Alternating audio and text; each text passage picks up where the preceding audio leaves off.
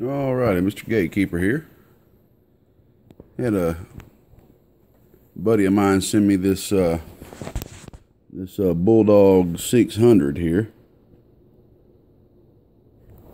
2x4, and he had a couple of requests. And tell you what, bud, this ain't no Bulldawg 600 no more. You might as well call this a Bulldawg 1000. But unless they talking about 600 bird. No, I'm just kidding. But anyway, he had a couple of requests. It did have a high and low switch. Had a little bit of an array of padding there. So we went ahead and put a brand new variable here on them for him. Got him a good 5 watt 100 on the ground. I like to go with 5 watts there because when people take that variable and turn that variable down real low, it puts a lot of strain on this resistor right here. And you'll find that I have come across a lot of amps in my time where that little 2 watt 100 ohm is just all cheered up and brown, so that gives a little bit of chance to be able to handle some more heat. And I had to work with some input padding because I mean this bad boy is these two 1446s, man, are beating the snot out of these 42879s. So if I didn't have this output padding right here, buddy, you would be swinging backwards like a mofo, son. So I had to pad that down a little bit so you can get you a good low dead key. And I do warn you, man, this ain't the type of box that's made to take that variable and roll it all the way up still. You're going to want to adjust that variable and make sure your dead key is low enough. I like to try to stay about 100 watts. 100 to 150 when I'm out there doing my thing, and if you ever want to roll up on the mall, you can go to 200, but I like to keep it around 100, 150 myself. Okay, so there's a couple of things. The switch right here was bad, so I went ahead and replaced that switch, went ahead and put a new LED right here. Okay, another thing I went ahead and did is I had to retune the input here. It had a little bit of input reflect, so I threw a trimmer down right there, tuned that in, mic'd that in. It had some small 22 microhenry inductors going from the input transformer to ground here. So I just this one right here to ground. So I just went ahead and took them off, put some of my normal chokes that I use. That's what that is right there because I didn't have a lot of room right here, so I just wrapped it around right there.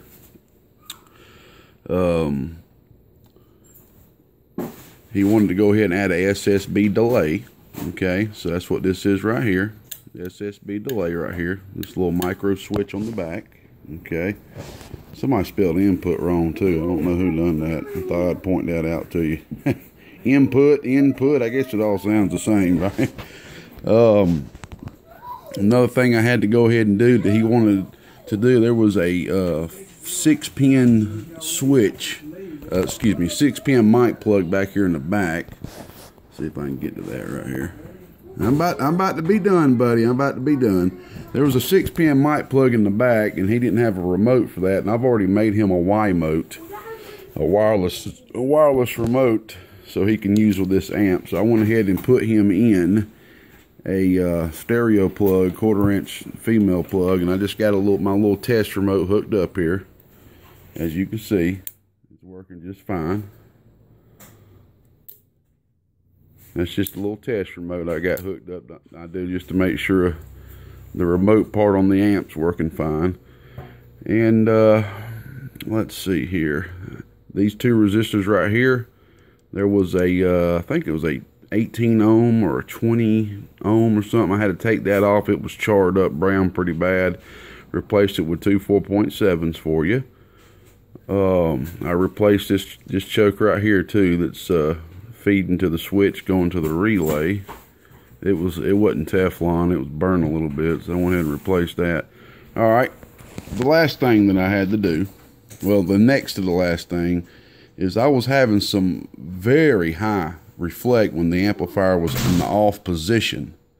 And I thought it might have been the relay at first, but I quickly figured out that it was the SO239s. They were just in rough shape. They were old, you know, and just real rough shape. So I went ahead and put two new SO239s, and also the SO239s were not grounded to the board. So the problem is those SO239s get real oxidized over time, and they're not making a good ground against this back end of this box. You got to think about it. A piece of coax has two conductors in it. You know, it's got a shield and it's got the center conductor, okay? If your two SO239s aren't grounded to a base ground, then they're not going to, because you want them two shields to be connected together. And that's what this is doing. It comes in and then out, and you want them connected together. If you don't, that's going to break the connection. It's the same thing as cutting your coax and cutting the shield, and you're not going to have no ground. That can cause a bunch of issues. And one issue that I did figure out that I could not understand at first until I thought about it, and then that's when it hit me that that was the problem. Those SO239s, as I came to hook everything up to this box. This is the first time this ever happened to me. Y'all listen to this real carefully. I hooked everything up to this box, okay, the SO239s. My hand went by the box to move it like this right here, and I got shocked. Like, it looks just a little jumble of shock. I'm like, what in the world? And I'm like, what is causing this? What was going on was just that radio being turned on and hooked up. It was trying to make that ground connection with my hand, and I was literally being shocked with just the radio being on and the antenna receiving. I could feel just a little jumble, you know, just a little, like you getting shocked just a little bit. As soon as I done that right there, got the ground tabs there to ground, it's perfect now. As you see, the radio's on just fine, and that completely fixed that. So that is always very important. It's best to go ahead and ground those SO239s so there's never a problem with that in the future. In the future, if these get oxidized, at least we have a ground that's against it going to the board, connecting each of them together, and you want those grounds as short as you can get them too. So other than that, I cleaned it up real good, and that probably is what took the longest. And sometimes that's how it goes with these amps. Sometimes it takes the longest cleaning them up. This box was a little nasty. It's an old amp. It's an old amp. So I took my time, cleaned it up for you, bud. And here you go, man. Me and you both know you deserve to have a little break, man. You deserve for an amplifier to work. I know you've had some bad luck here lately, my man. And this thing is producing well, very well. I'm about to show you that now. Usually I get about 300 bird with just my bench radio, which is swinging 4 watts into an amp. I'll turn the amp off and show you really quick. I gotta hurry here. I gotta take the kids to a birthday party. Alright. 1 watt dead key. I've turned that up actually. It has been a little under a watt. I turned it up yesterday. Oh yeah. Oh yeah. Little hair over 4. Sometimes it's a little hair over and under.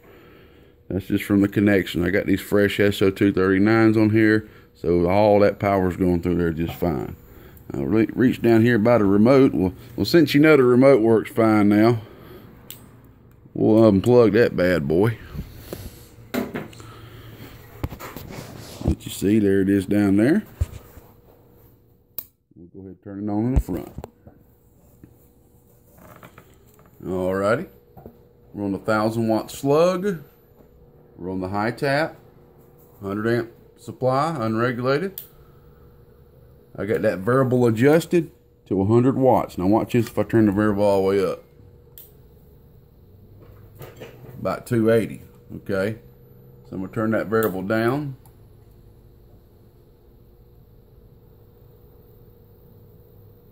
$100 watts, okay? That's very important. This little 2x4 is a beast, man.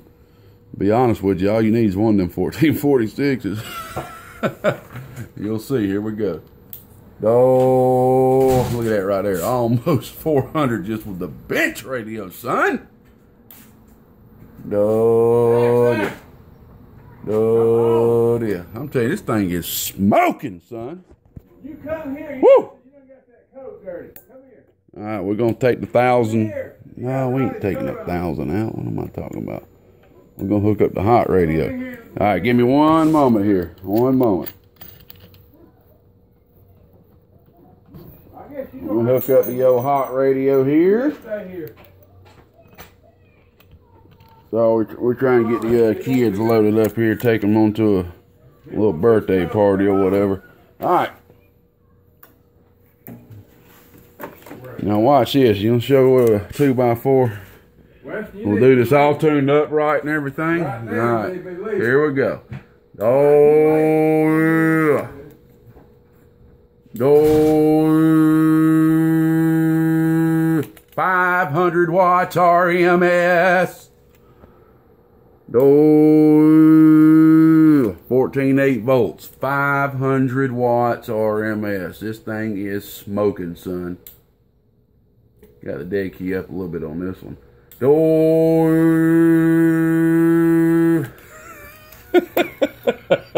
God. This little thing's humping, man. That's only 1.25" transformers too, man.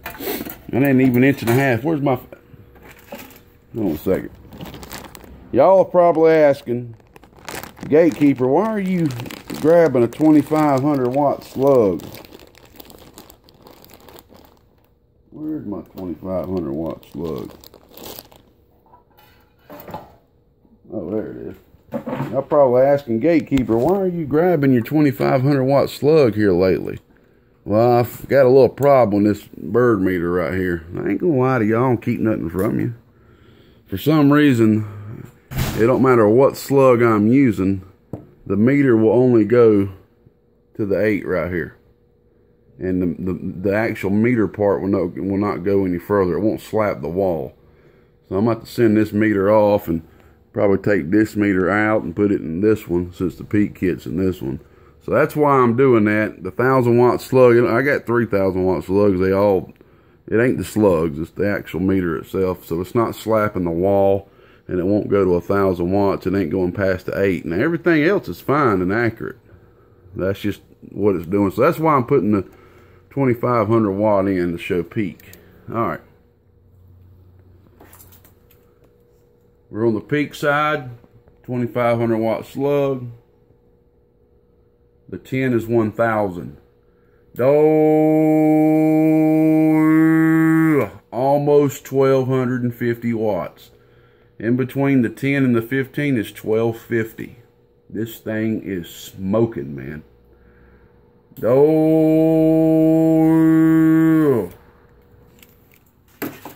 this thing is smoking. Pretty much 1,200 watts. I'll give it to you, man. After I got in here and put a little bit of TLC to it, this thing came on up, brother. This thing came on up. It really came up, I noticed, after I put these chokes on the inputs and after I retuned the input right here. Did I even show you the input tune? Good God almighty. Let me take this. No, bear with me. Let me hook the bench radio back up real quick.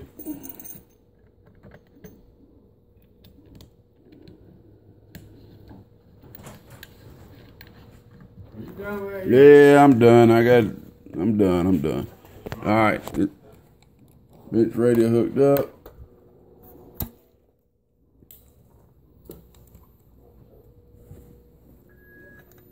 All right. In reverse. Oh, yeah. We're on the peak side of this. You can see what it's doing peak on the bench radio. Oh. No input reflect. See, just with the bench radio, so it's doing about the same, about 1,100 watts. Oh yeah, oh yeah, beautiful tune. All right, there you go, big brother. This thing's smoking, man. I wish this was my little Bill 2x4. Good God almighty. I'm gonna go ahead and let you know this fan on the top's a good idea to keep the components cool, but you need a fan on the bottom of this cat picking heatsink. I'm gonna go ahead and let you know the truth. You need a fan on this heatsink. Now I'll tell you something else real quick too. The SO239 on the input here, it's a little tight, so you got to push it in. You know, put a little bit of muscle and push it in. It's a little tight. That's actually a good thing. That ain't gonna loosen up on you in the future. So just to let you know that, just make sure you push it all the way in before you screw it down. All right, buddy. We'll go ahead and put the 10 on this and solder the fan wire to it. Put you a 4.7 on there, so that fan won't get hurt if you put it on the unregulated. Or I might just throw a regulator on there. I don't know. We'll see. All right. Well, have a good one, man. Gatekeeper right here around Northeast End of Joe. Joey, good and going. Bye.